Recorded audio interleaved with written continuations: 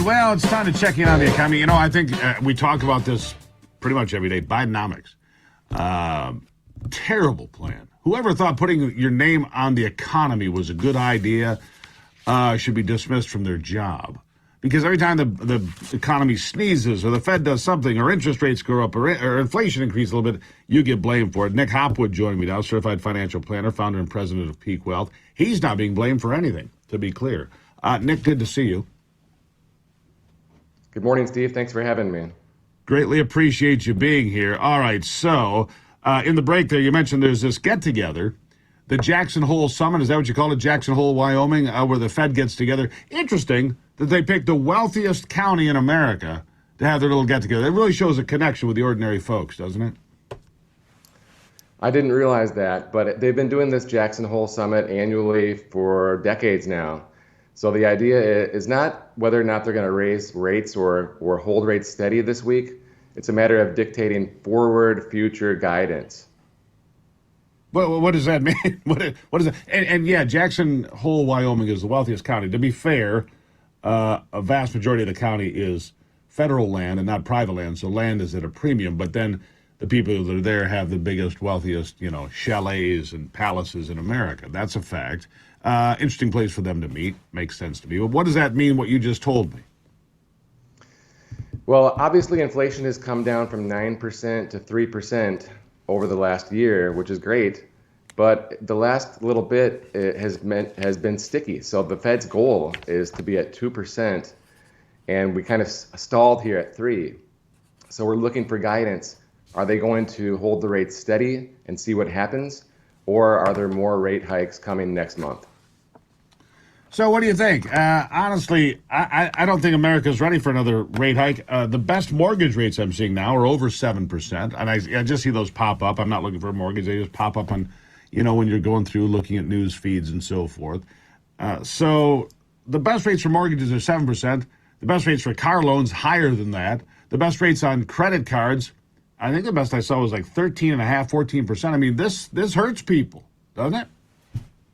Oh, absolutely. I feel like the mortgage market is simply stalled. Like we talked at length over the last year about how the rates are up.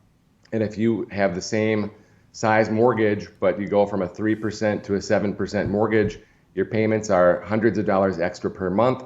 So these are kind of like golden handcuffs to be stuck in the house that you're in, which means there's no supply, right? So it's a really tricky situation with the housing market.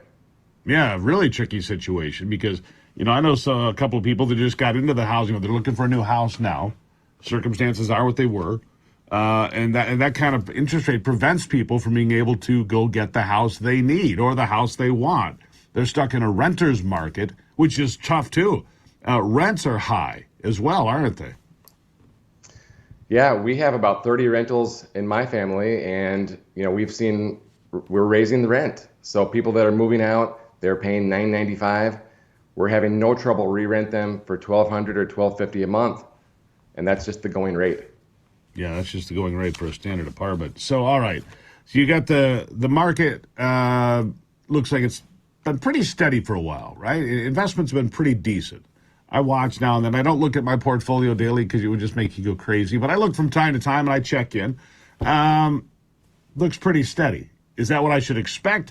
Is there some rough water on the horizon if the Fed decides to raise rates again? Is that all baked in? Where are we? Yeah, I think maybe one more rate hike is baked in, but we've had a really nice May, June, July, a really nice breakout based on the artificial intelligence boom. But now since August has started, we've given some back, and that's kind of a natural, the seesaw of the markets.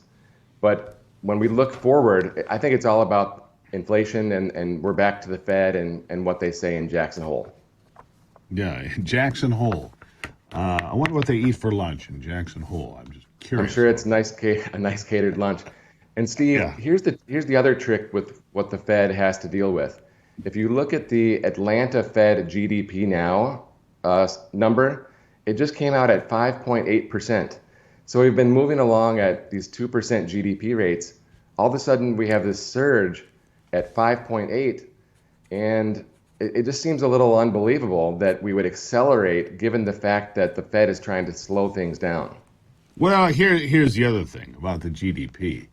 All of this government spending, all of this using of resources and massive spending, that plays into the GDP.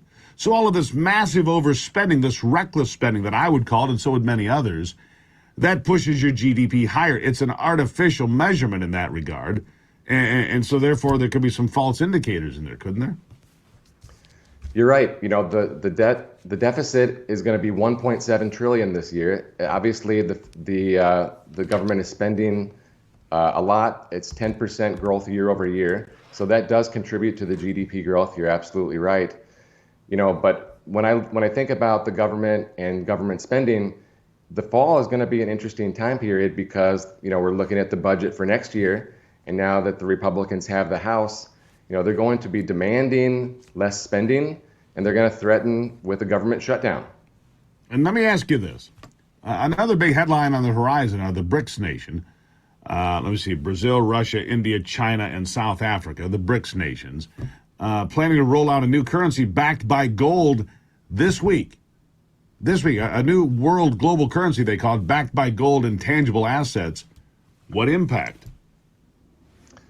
I think that just sounds like a bunch of noise. I wouldn't really put any, I wouldn't really change the way that my financial plan or my investments are as a result of a headline like that. All right, because, I mean, you're seeing them same as we are, right? Same as we are. All right, so let's talk about, we got about a minute here. Tell me what people should be looking for, what kind of opportunities are out there. You talk about AI. Most people have, you know, that's baked in now. Anything else you're seeing on the horizon? Is it going to be oil? Is it going to be transportation? What do you see out there? Well, a lot of people are invested maybe too much in the U.S. When you look back over the last 10 years, you know, it's been the best place to be. But I think maybe the next decade, it might not be the same. So a lot of people are underweight international. They're underweight small caps. They're underweight commodities, like you mentioned. So I would advise people to take a look at their asset allocation, make sure they have exposure to these areas, and not just U.S. tech. The playbook from the last decade most likely will not be the playbook going forward. Things are changing, that's for sure. I just looked at the market here. You know, I was gone for a few days, but the market's at 34,400 and change, so it's pretty good. Now, I would always tell people to get a second opinion, and one thing you do with Peak Wealth is get a second opinion. For those of you watching on the television version of this program, we have a QR code we can pop up there on the screen. And that's an easy way to find Nick. You just click that, boom, get a second opinion. Don't trust your future, your wealth in just one set of ideas. You might want to have somebody come in and say, hey, here's another set of ideas. A second opinion is always important. Nick, tell them what the website is. The QR code takes you to peakwm.com and a special page we set up, peakwm.com/Gruber. There you have it, peakwm.com. QR code. See, high tech right here. The world's moving along, Nick. It's a remarkable thing we have. And we'll see what happens. We'll have you back shortly to talk about what happened in Jackson Hole, Wyoming, and everything else. Hopefully we have a pretty good fall. We'll see what happens. Nick, thank you. Thank you, Steve. We'll see you next week. There you have it. All right, Nick Hopwood, everybody. When I come back, CBD.